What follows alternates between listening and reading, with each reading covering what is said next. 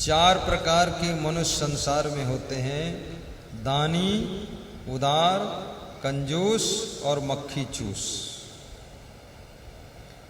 दानी वह है जो अपनी सुविधाओं में भी कटौती करके दूसरों की सेवा के लिए, मंदिर के लिए, आश्रम के लिए, सत्संग समागम के लिए, भंडारा के लिए दान देता है, वो दानी है। उदार वह है जो स्वयं भी ठीक से खाता है और दूसरों को भी खिलाता है। और कंजूस वह है जो स्वयं तो कैसे रूखा सूखा खा लेता है लेकिन दूसरे को बिल्कुल नहीं खिलाता।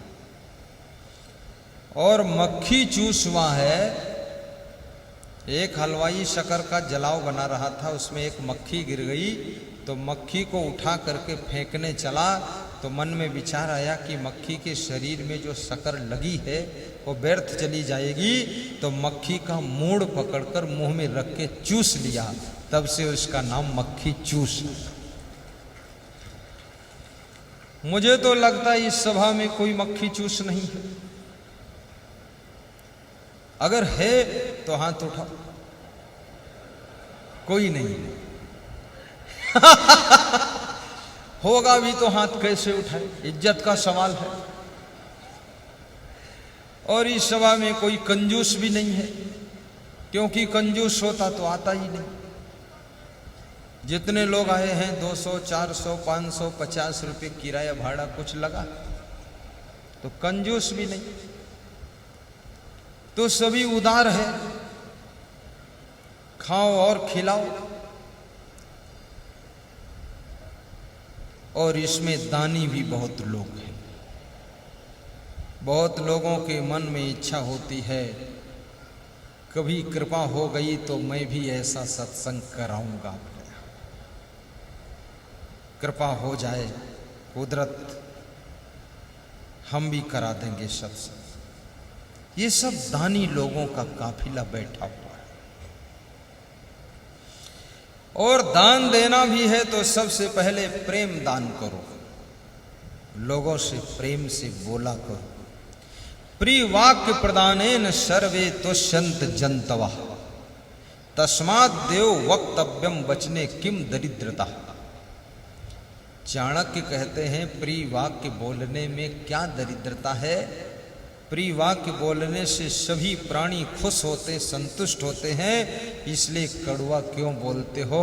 प्रेम से बोलने में कोई खर्चा नहीं होता है, लेकिन अगले का दिल खुशियों से भर जाता है। प्रेम दान।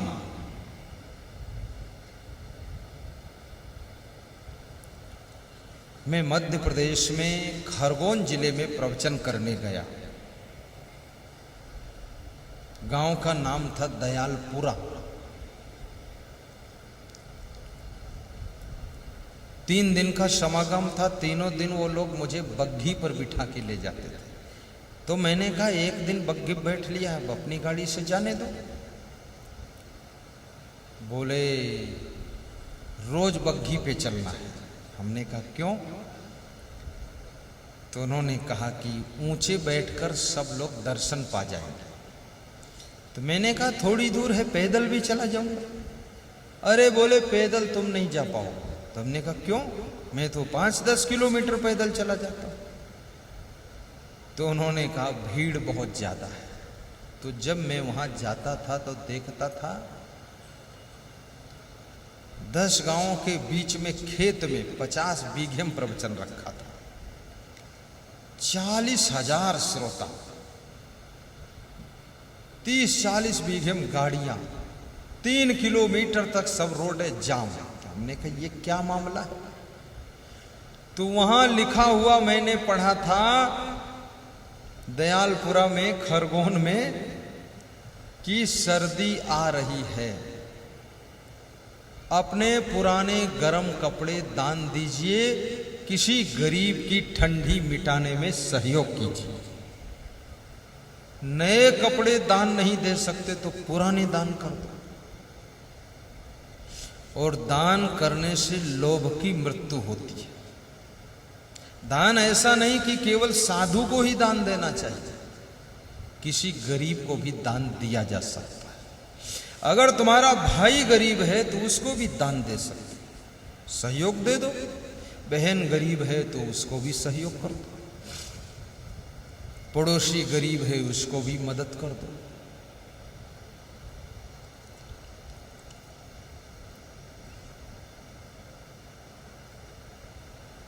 तो उस संस्था को जो व्यक्ति चलाता था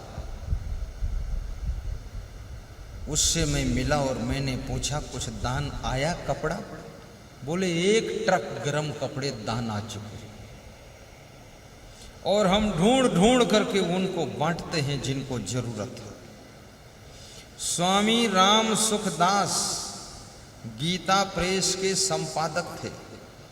रात में 12 बजे से लेकर 3 बजे तक गाड़ी में निकलते थे, कमंडल, गिलास, थाली, कटोरी, लोटा, कंबल, स्वेटर लेकर के, और 3-4 घंटे रात में स्टेशन के प्लेटफार्म पर, फुटपाथ पर जहां तहां देखते थे कोई ठंडी में ठिठुर रहा है, कंबल उड़ा देते थे, एक लोटा भी वहां रख देते थे। ऐसी सेवा स्वामी राम सुखदास महाराज करते थे। उनके जीवित काल में किसी को पता नहीं चला, मरने के बाद उनके ड्राइवर ने ये बात बताई कि स्वामी जी ये गुप्त सेवा किया करते थे।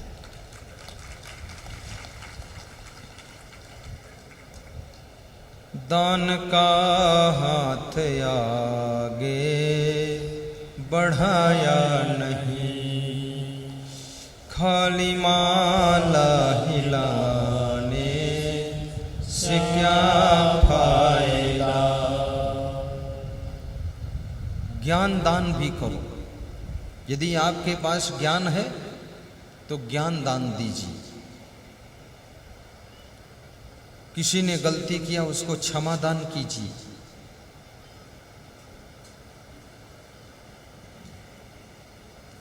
यदि अपने पास में धन है तो उसको धर्म प्रचार के लिए दान दीजिए।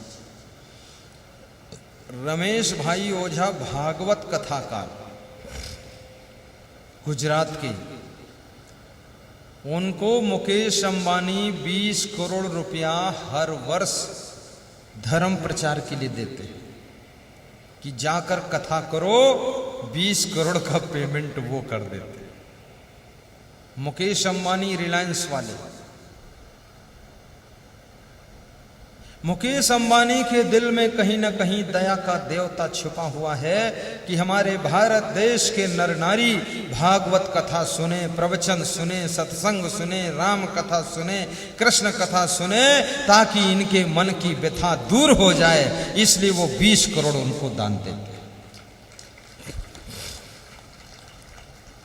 इसमें कोई ऐसा व्यक्ति नहीं जो 20 करोड़ दे सके, लेकिन 20 लाख तो दे ही सकता है। इसमें 20 लाख देने वाले तो सब है, लेकिन 20 लाख नहीं दे सकते तो 20,000 दे सकते। 20,000 नहीं तो 2,000, 2,000 नहीं तो 20 रुपया, और 20 रुपया नहीं तो 2 रुपया तो दे ही सकते। और 2 रुपये का भी कमाल है। 2 रुपये तुम रोज दान करो, साल में 730 रुपये इकट्ठा हो गया। तुम्हारे गांव में अगर 5,000 की आबादी है तो 730 को 5,000 से गुणा करो जरा, कितना होगा? 5,000 को 730 से गुणा कर दो। ये भी लंबा लफड़ा। चलो 30 छोड़ दो, केवल 700 से कर दो। 7 बचे 35। अब उसमें 3 2 5 जीरो बढ़ा दो। 1 दहाई सैकड़ा, 1000, 10,000, लाख, 10 लाख, ये 35 लाख इकट्ठा हुआ। 35 लाख में तुम 5 प्रोग्राम करा सकते हो अपने गांव में, केवल 2 रुपया के दान से करा सकते हो। और ऐसे ऐसे प्रोग्रामों में पूरे गांव को जुट जाना चाहिए। केवल ओम प्रकाश पालीवाल के ऊपर ही लोड नहीं देना चाहिए। ये तो इस गांव में सौभाग्य से ऐसा आदमी जन्म ले लिया जो इतना बड़ा लोड ले सकता है। सभी गांव में ऐसे लोग थोड़े हैं। तो 2-2 रुपये इकट्ठा करके प्रोग्राम करा दो, जिससे नर नारियों को संस्कार मिलेंगे, उनका कल्याण होगा, सुधार होगा। किसी गांव में प्रवचन हो रहा था, 3 दिन प्रवचन हुआ। तीसरे दिन व्यास गादी पर 3 बहुएं देवरानी जेठानी चढ़कर आईं और जो संत जी प्रवचन कर रहे थे उनसे उन्होंने कहा कि आपके प्रवचन से हमको बहुत सुख मिला और शांति मिली। तो महात्मा जी ने पूछा कि तुम रोज सुनने आती हो? बोले मैं तो कभी सुनने आई ही नहीं, फिर भी शांति मिल गई। कैसे मिली? तो बोले हमारी सासू जी आपका प्रवचन सुनने आई है 3 दिन, तो वो सासू जी सुधर गई तो हमको शांति मिल गई। सासू के कारण अशांति थी, सासू में बदलाव आ गया। सासू ने बोलना कम कर दिया। बहुत सी सासें सुबह से लेकर शाम तक बहुत बोलती है, और बोलते बोलते कितनी बहुएं अपनी सासुओं को कहती हैं कुछ कुछ पागल हो गई है क्या? पागल नहीं है, तुम भी सासू बनोगी, तुम इससे बड़ी पागल बनोगी। और जो बहू अपनी सासू को परेशान करती है उसको ब्याज सहित परेशान करने के लिए उसकी खुद की लाड़ी आने वाली है। वो खतरनाक लेटेस्ट मॉडल की लाड़ी आएगी, पूरा तंग कर देगी।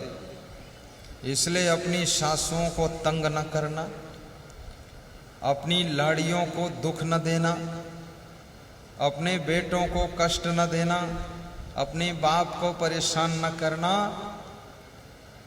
शक्कर खिला शक्कर मिले, टक्कर खिला टक्कर मिले, नेकी का बदला नेक है, बदी का बदला बदी देख ले, बदी का बदला बदी देख ले। कर्म प्रधान विसुर चिराखा, जो जस करहि सुत से फल चाखा। गाइए। कर्म प्रधान विसुर चिराखा, जो जस करहि तस फल चाखा।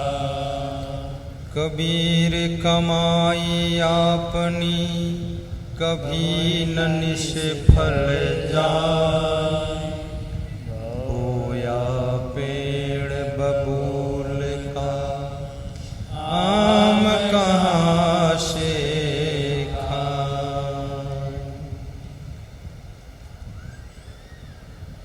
कर्म और भाग्य दोनों बहुत विचित्र हैं। तो मैं आपको सुना रहा था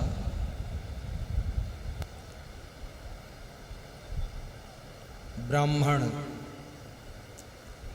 की बेटी तीसरे दिन भी कहती है पिताजी राज दरबार में जाओ और नई कविता फिर सुनाओ।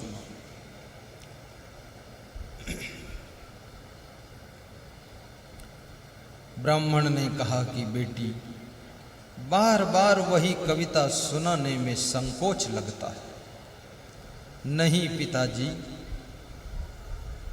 बार बार वही कपड़ा पहनने में संकोच नहीं लगता है, और बार बार उसी घर में रहने में संकोच नहीं लगता है, बार बार उसी रोड पर चलने में शर्म नहीं लगती है, तो बार बार वही कविता सुनाने में क्या शर्म है।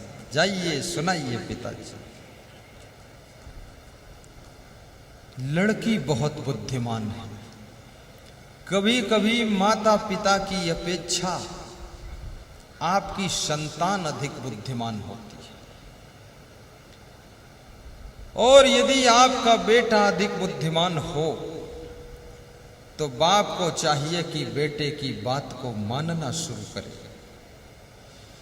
क्योंकि बुद्धिमान की बात को जिस घर में लोग मान्य करते हैं उस घर का विकास स्टार्ट हो जाता है, और जिस घर में बुद्धिमान का आदर नहीं है केवल उम्र का आदर है, उस घर का विकास रुका रहता है।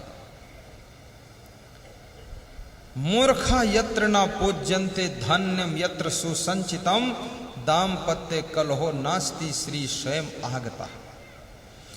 जिसके घर में मूर्खों का सम्मान नहीं, बुद्धिमानों का आदर होता है। जिसके घर में अन्न का अनादर नहीं, एक एक दाने का सम्मान होता है। और जिसके घर में पति पत्नी में लड़ाई नहीं होती, झगड़ा नहीं होता है, उस घर में लक्ष्मी स्वयं आकर के निवास करती है। वहां कभी दरिद्र आकर बसेरा नहीं करता है।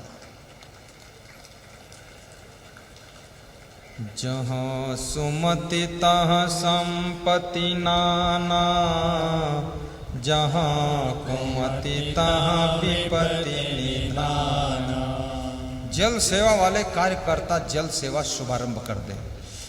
जहाँ सुमति तहाँ संपत्ति नाना, जहाँ कुमति तहाँ विपत्ति निधाना। बड़ी मार्मिक बात है।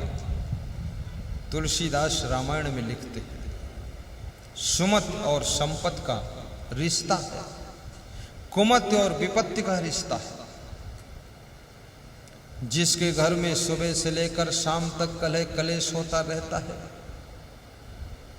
एक दूसरे को गालियां बकी जा रही हैं, जिस घर के लोग काम नहीं करना चाहते हैं, जिस घर के लोग नशा व्यसन में डूबे हुए हैं, जिस घर की महिलाएं भी बीड़ी पीती हैं, हुक्का पीती हैं, उस घर में कभी भी लक्ष्मी की ठीक से कृपा नहीं होती है। वहां पर दरिद्र आकर बसेरा करने लग जाता है। इसलिए याद रखना, बीड़ी, सिगरेट, गांजा, चरस, तंबाकू, अफीम और दारू, मांस, मछली, अंडा, नशा, शराब, इन चीज़ों का त्याग करना चाहिए। पैसा कमाना आसान है, लेकिन पैसा बचाना बहुत कठिन है। पैसा बचाना भी आसान है, लेकिन पैसा सही जगह खर्च करना बहुत कठिन है। जिसको पैसा कमाने की कला आ गई और पैसा बचाने की कला आ गई और सही जगह पर पैसा खर्च करने की कला आ गई, उसको धन भी उसको धन्य कर देता है, धन भी उसको धन्य कर देता है।